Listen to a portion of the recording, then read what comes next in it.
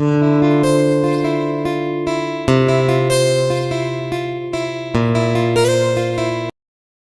রাধে, শুভ সকাল। আর সকাল সকাল জানিয়ে দিই শুভ নববর্ষ। এই সকালবেলা উঠে রাধা মাধবকে প্রণাম করে চলে এলাম স্নান টান করে রেডি হয়ে। তারপরে মনে হলো আজকে তো আমি একটা অন্য শাড়ি পরবো, তাই আবার ব্লাউজটা পাল্টে আসলাম। আর পাল্টে আসার পরে পুজো পাঠগুলো করে নিয়েছি, যেমন বৃন্দাদেবী গোপালের সব এইসব পূজা পাঠগুলো করে তারপরে বসছি যে আম পাতাগুলো নিয়ে আমি দরজা করার তোরণ বানাচ্ছি। 3টে পাতা 3 দিক দিয়ে মুড়ে স্ট্যাপলার দিয়ে এঁটে দেবো।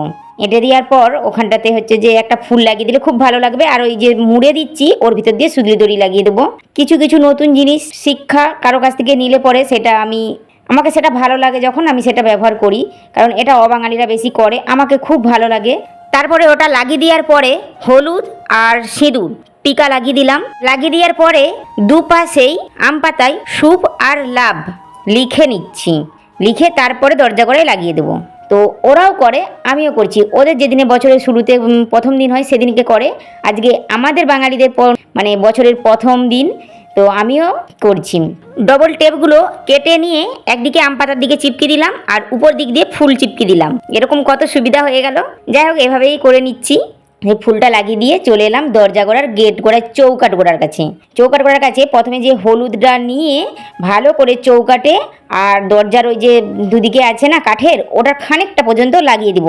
তারপরে ভালো করে লাগিয়ে দেওয়ার পরে স্বস্তি এঁকে নিচ্ছি। আমি দুপাশে দুটো স্বস্তি আঁকবো। আর স্বস্তি এটা ফোনটা না একটু সামনেই হয়ে গিয়েছে, বুঝতে পারছিলাম না, তো কি আর করবো। যাই হোক, এখানে স্বস্তি আঁকছি। স্বস্তি আঁকার মতো তো দেখার মতো আর কিছুই নেই, সবাই জানো আঁকতে। আর সিঁদুর আর হলুদ দিয়ে, মানে প্রথমে সিঁদুর দিয়ে আঁকছি, তারপরে ওর উপরে আবার হলুদ দিচ্ছি। বলে না হলুদ কুমকুম শুভ জিনিস, তো সেই জন্যে দুটোই লাগিয়ে নিচ্ছি। লাগিয়ে দেওয়ার পরে আর গেট গোড়ায় ওটা উপরটাও লাগিয়ে দেওয়া হয়েছে তোরণটা, সেটাও দেখাবো। তো তারপরে আমি ফুল টুল দিয়ে ভালো করে একটু পুজো করে নিচ্ছি। আর এখানটাতে যে স্মাইলি দেওয়া আছে ওখানটাতে না আমার বর না হচ্ছে যে ঠাকুরের জল দিচ্ছে, বৃন্দাদেবীকে জল দিচ্ছে, খালি গা আছে বলে সেই জন্য এখানটাতে স্মাইলি দিয়ে দিয়েছি।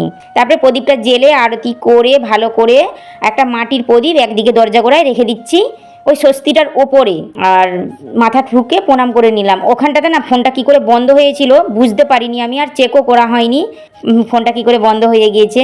যাই হোক, তারপরে এই যে দেখে নিয়েছো গেটটা কেমন সাজিয়েছি। আম পাতা একটু কমই দেওয়া আছে, ফাঁকা ফাঁকা লাগছে, কারণ গাছে তো আম হয়েছে তাই পাতা বেশি তুলিনি, নাহলে বর আমাকে বকাবকি করবে। আর বছরের প্রথমেই আমি বকাবকি খেতে চাই না, বুঝতে পারছো তো। তারপরে পাপোশ কিনে নিয়ে এসেছিলাম, তো ভাবলাম আজকে বছরের প্রথমে শুরুতেই পাপোশগুলো লাগিয়ে দিই, তো লাগিয়ে দিলাম।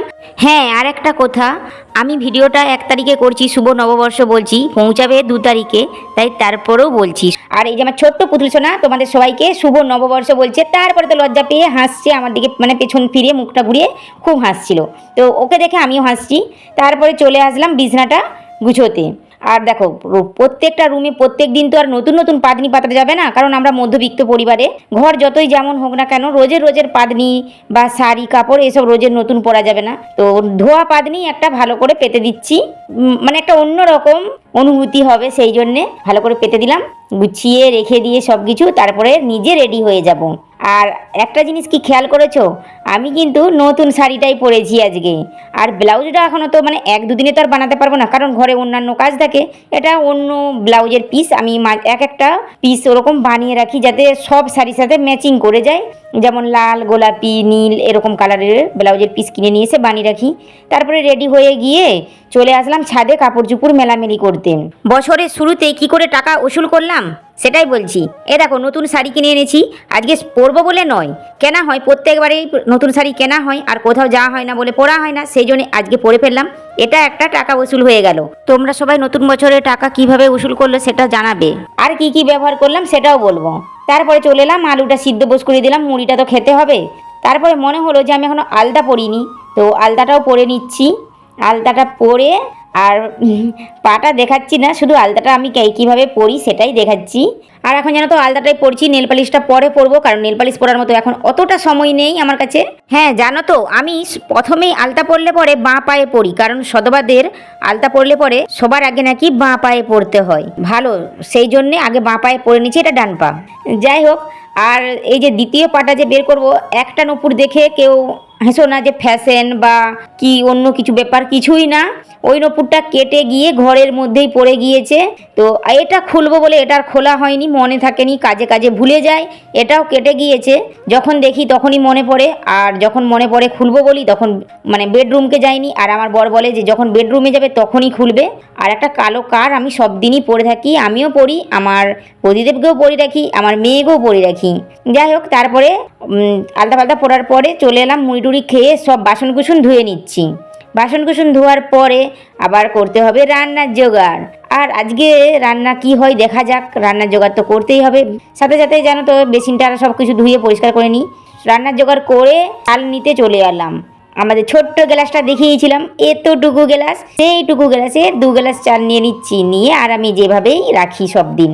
তারপরে এই যে ভাতটা বসিয়ে দিলাম, আর গোটা গোটা আলু যে মুড়ি দিয়ে খাওয়া হবে বলেছিলাম, মুড়ি দিয়ে তো কিছু খাওয়া হয়েছিল, কিছু আছে, এইটারই তরকারি হবে, সেই জন্য ছাড়িয়ে নিচ্ছি। ছাড়িয়ে চাকুয়ে করে গেঁথে দিচ্ছি যাতে নুন হলুদ ওর মধ্যে যায়। এই যে গ্যাসটাও জেলে নিচ্ছি, এবারে কড়াটা বসিয়ে রান্নাটা করব। রান্নাটা দেখালাম না আজকে, রোজে রোজে কি রান্না দেখাবো। তো রান্না করে খাওয়া দাওয়া করে গ্যাস চুলা সব মানে তার আগে গ্যাস চুলাটা ধুয়ে নিচ্ছি, ধুয়ে মুছে পরিষ্কার করে বাসনগুলো এগুলো ধুয়ে নিচ্ছি। আর জানো তো সাজগুজ করে তো বেশ প্রথমে রেডি হয়ে গিয়েছিলাম, তারপরে তো অত সাজগুজে আর কাজ করতে খুবই অসুবিধা হচ্ছিল। তো সেই জন্যে সব খুলে আবার রেখে দিয়ে রান্না বান্না করতে লেগেছিলাম। এই যে বাসন কুসনগুলো ওখানটাতে গুছিয়ে রেখে দিই, এক হাঁড়ি কড়াগুলোও ধোয়া হয়ে গিয়েছে, সাথে সাথেই পরিষ্কার করে নিচ্ছি। আর এখানটাতেও জলটা পরিষ্কার করে নিচে নামিয়ে দিতে হবে।